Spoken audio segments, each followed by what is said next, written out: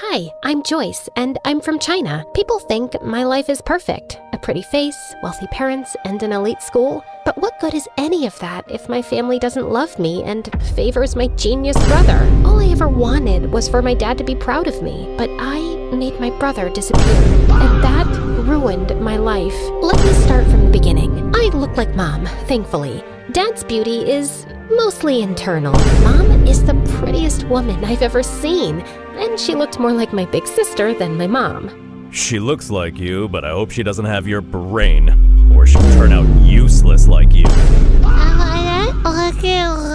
Well, I had learning difficulties. I spoke more than a few words until I was 5. Dad hated me.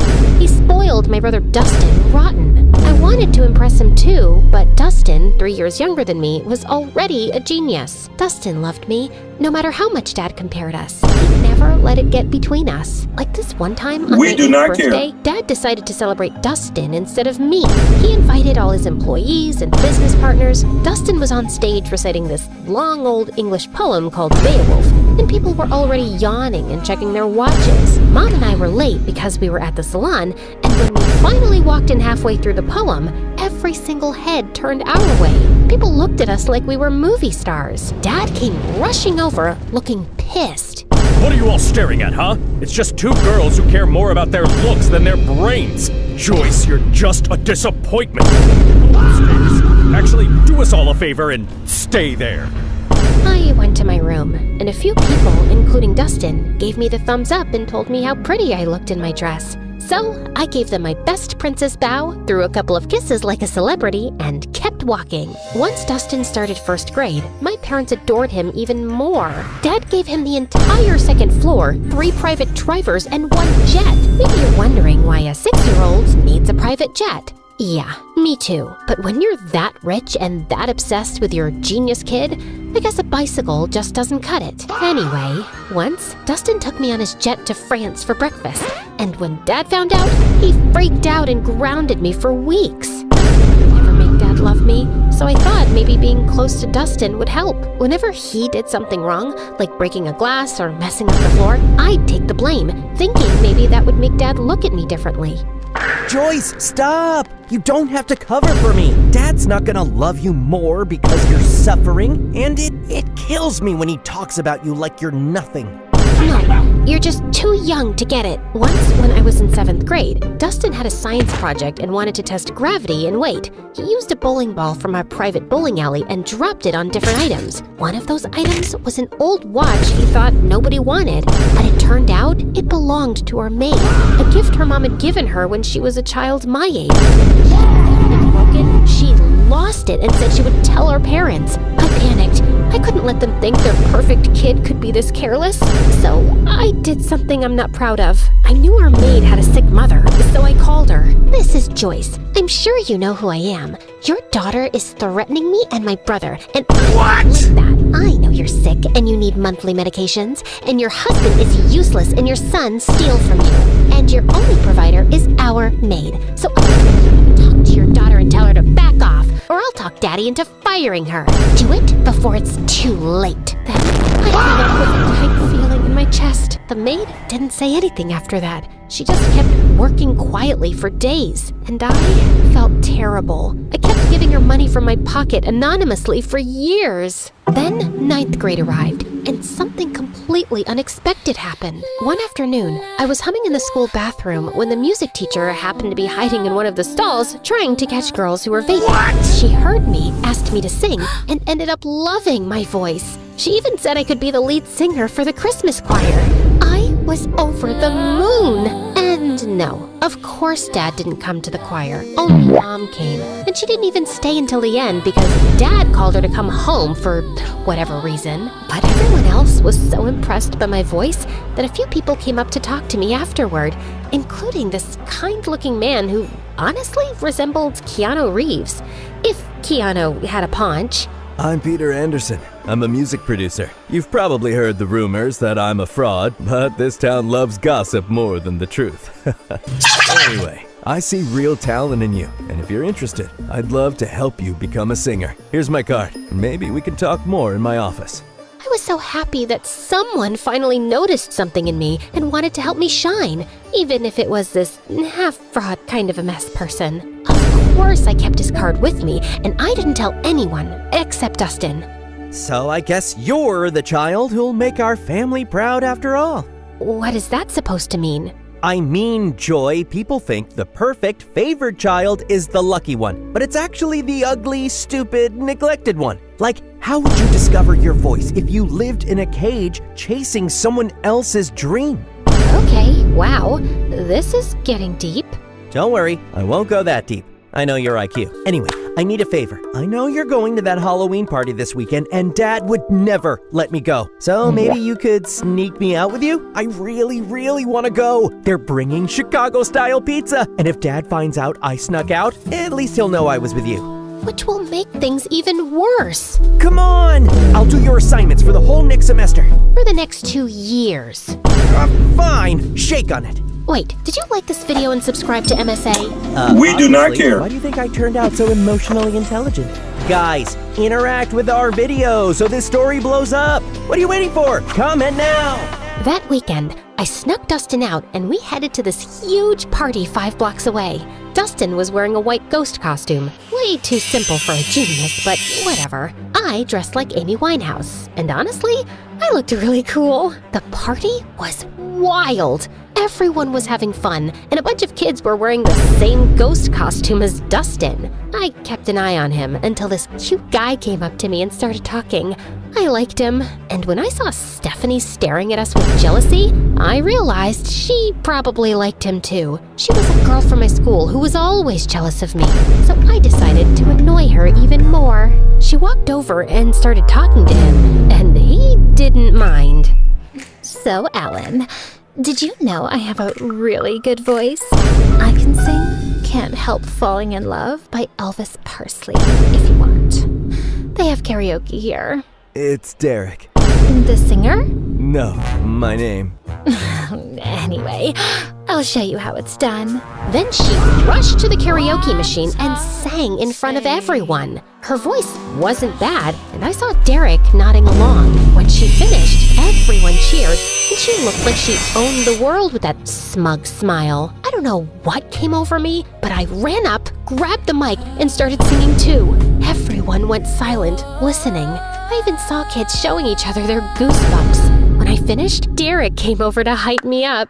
That's my girl. I felt amazing, especially when I saw Stephanie's annoyed face. My eyes followed her as she stormed out of the party, and I saw a few boys in ghost costumes leaving too. That's when I remembered Dustin. I tried to run after him, but kids kept stopping me for high fives and congratulations. By the time I made it outside, I sprinted to the group of ghost boys. Dustin? Dustin! Knock it off! This isn't funny! No one answered. I started pulling off their masks one by one, but none of them were Dustin. Back off, you weirdo! Panic shot through me. I ran like crazy through the streets. Dustin! Dustin! Dustin! 2 hours passed. I couldn't find him. I was so worried sick about my brother, and I knew there was no running from calling Dad. I was finished. Dad and Mom arrived with a few police officers, and Dad looked like he was about to finish me off. He lunged toward me, but Mom stepped between us. He glared at her with furious eyes. So now you're protecting your kid? Oh, that's funny because I didn't see you stopping them from sneaking out in the middle of the night. The officers tried to calm him down while everyone started searching for Dustin. Still no sign of him. The whole town volunteered. People searched through the nights, but nothing. Every second felt heavier than the last. I isolated myself. I text Dustin every day. Stupid messages like, "Where are you?" and "Please come home," as if he'd somehow see them and reply. At night, I'd sneak into his room and sleep in his bed, burying my face in his pillow until his smell faded away. Some nights, I'd just sit on his floor holding his favorite hoodie, feeling like I'd lost the only person who ever really saw me. Dad barely talked to me anymore. Mom didn't yell at me or blame me, but sometimes I'd catch her crying alone, and she'd wipe her tears the second she saw me. "I'm sorry, Mom." She didn't answer. can we talk about this? I want to hear your voice. I know what happened is my fault, but I just want you to pat my shoulder, let me cry in your lap, tell me it'll be all right. Just say something, anything. But she didn't. She just gave me a sad little smile, nodded, and walked away.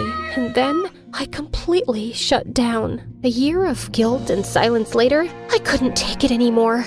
I needed something, anything to distract myself, even if just for a little while. I remembered the card the producer gave me, and I figured, why not call him? It's not like I had much to do being alone all the time. Wise decision. I'm gonna make you a star, way up in the sky, so bright, your dad's gonna regret not loving you enough. Well, that's definitely a dream to live up to. He started helping me get small singing gigs at local cafes, and I loved it. The attention, the clapping, the feeling that I mattered to someone. One day, someone recorded me singing and posted it on TikTok, and it went viral. People loved my voice and kept commenting that they wanted more. So, Peter created a small YouTube channel for me and uploaded my videos there. He was so proud. It felt nice having a father figure in my life who actually cared. But when my dad found out, he completely lost it.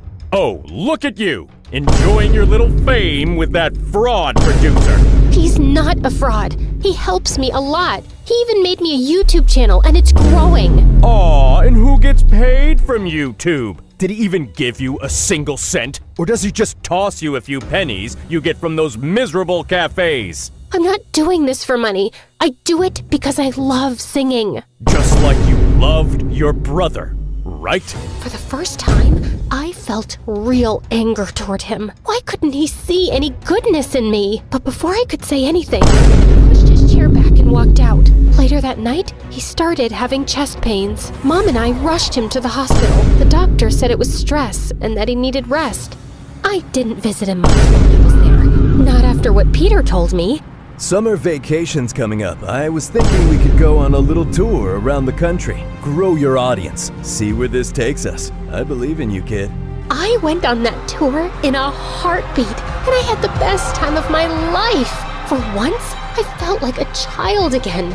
No guilt, no pressure, just music and freedom. But even then, I worried about Mom. I always felt like she needed rescuing from Dad. That became my motive. Work harder, grow bigger, make more money, and buy us a house far away from him. My fame grew fast. By the time I finished high school, I was well known enough to earn a good income. One night, before leaving the house the next day for good and renting an apartment in the city, I was having my last dinner with my parents. You know, Joy, now that you're getting into business and success, you should know it comes with stress. You might even end up in the hospital since you're so fragile. So I was thinking, I don't trust that knucklehead producer of yours. I should be your manager. I have a pretty good feeling I'll finally be proud of you, especially once we start making real money off your little talent. I paused. The moment I thought would never come had finally arrived. Sure, my dad wasn't nice to me, but maybe this was my chance to make him proud. Maybe I could make up for everything that happened years ago. I looked at Mom for a reaction. She gave the slightest shake of her head, but I convinced myself she didn't mean anything by it. I'll think about it. That night, I told my producer I was choosing my father as my manager. Kid, I can't force you or tell you what to do. You're grown up. If you think your dad's the right man for the job, then go ahead. And just remember, I'm still here for you. I canceled my move to the city, and Dad became responsible for all my finances, all my schedules, and everything. Everything was fine for the first few months, but then I started noticing that my finances didn't make sense. I was earning more back when Peter managed me, and I was working twice as hard now. Still, I gave my dad the benefit of the doubt until one day I checked my bank account and it was at zero. Completely empty. I freaked out and went to confront him in his office. He wasn't there. That's when Mom walked in, pale and shaking. She turned on the TV. William Clark, the billionaire owner of Clark Investment Companies, has been exposed as the center of a massive Ponzi scheme. Authorities estimate he conned thousands of people out of nearly $300 million. What? In the early 2000s, and officials confirm he fled the country this morning. The FBI is now searching for him. back to you, James. I stared at the screen, frozen. My dad, the man who made me feel small, unworthy, and desperate to impress him, built his entire empire by scamming people. It was my biggest regret, choosing the wrong man to trust. I ran to my mom and hugged her. He stole from me, Mom. He hurt me, and he always made me feel incomplete. All I ever wanted was for him to be proud of me. Where did I go wrong? Mom wrapped her arms around me. You were focused on the wrong parent, honey. Every time I tried to hold you, I could feel myself breaking. And I didn't want you to see that. I didn't want you to carry my pain on top of your own. Words were never my thing, but I always loved having you around. After Dustin, everything fell apart. You shut yourself away, and I didn't know how to reach you. But your father's gone now. Good riddance. It's just us. I've saved some money. Let's start over. I hugged her tighter. Her words came late, and in the hardest moment of my life, but somehow I felt happy. I never knew you could feel so happy and so sad at the same time. After that, everything happened in a blur. The FBI seized our mansion, our cars, and everything inside. Mom and I moved into a tiny apartment and hardly left it. Then one day, I knocked on the door. It was Peter. Didn't I tell you? But who's gonna listen to my music after what my dad did? Joyce, what defines Joyce is what Joyce does, not her father. It's time to rock again. Remember your YouTube channel? I've been saving everything we earned from it for something big, and today's the day. No, I can't. I just want a quiet life with Mom. I'm sorry. Actually, I gave an interview this morning. I told everyone what your father did, including how he stole from you. People are sympathetic. I've read the comments. They love you, Joyce. They want you back. Wait, you did an actual interview? For me? Wow. Peter helped me restart my career, and people were happy to have me back. And soon enough, I was a huge success and making good money too. One day, before one of my biggest concerts, Mom told me that Dad had been arrested and was facing decades in prison. She said he wasn't feeling well and wanted to see me. I decided to see him one last time before closing his chapter for good. I know you probably think I was stupid, Joyce. No, you committed every sin in the book, but stupidity wasn't one of them. You know what? I actually feel sorry for you. You spent your whole life putting down an innocent little girl without a shred of guilt. Well, you weren't like Dustin. For Christ's sake, he was the only one who made me proud, and you had to take that away from me. I guess it was for his own good. Otherwise, he would have grown up to be a miserable little fraud like his father. I finally get it. You were never capable of being proud of me. Not because of who I am, but because of who you are. A fraud, in business and as a father. Now, if you'll excuse me, I have a crowd of 200,000 proud people waiting for me. And with that, I spit on him and left. The moment I stepped on stage, the entire arena around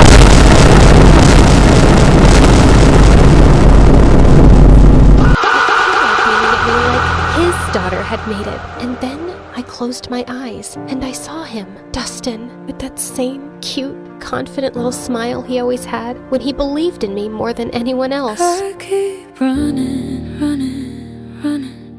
like I'm trying to outrun time. I can't stop, I can't slow down with these ghosts still in my mind.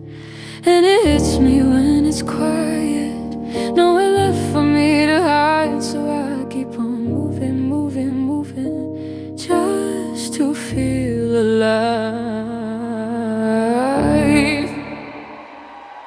But as I sang, the crowd grew louder than I'd ever heard. I opened my eyes. There was a guy being lifted by the crowd, riding toward the stage, and for a second, I stepped back in fear. But then, my heart stopped. Dustin?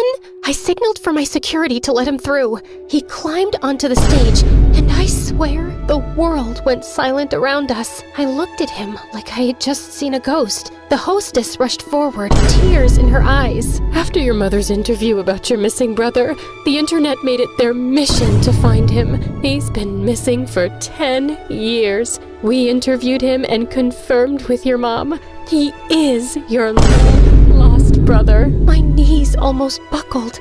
I couldn't breathe. But Dustin spoke first.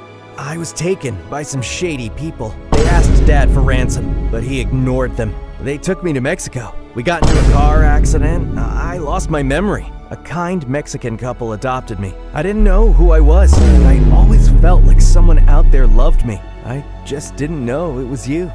My heart shattered and healed all at once. I dreamt about this moment every day, always imagining myself as the stupid, reckless sister who failed you. I never pictured meeting you like this, as a woman with life and strength and dreams of her own. Welcome home, brother. I threw my arms around him, and he broke too. And when I looked up, the whole arena was crying with us. I turned back to the microphone, wiping my tears. Thank you, everyone. I learned something I wish someone told me sooner. You can't buy love. You can't chase approval. Not even from the people you want it from the most. The greatest person you can learn to love is yourself. And once you do that, everything else falls into place. Thank you again. And now, if you'll excuse me, my brother and I have a lot to catch up on. And with that, we walked off the stage together for the first time in years, and the first time all over again. Because sometimes the people who make you feel the smallest are just trying to make themselves feel big.